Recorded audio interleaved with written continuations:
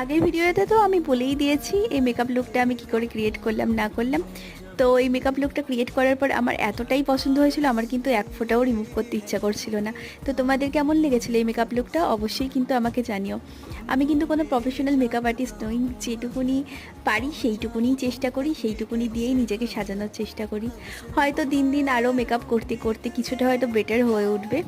তবে আমি যেহেতু সাজুগুজু করতে ভালোবাসি, তাই ভেবেছি যে প্রতিদিন একটা করে মেকআপ লুক ক্রিয়েট করব আর তোমাদের সাথে সেগুলো শেয়ার করব।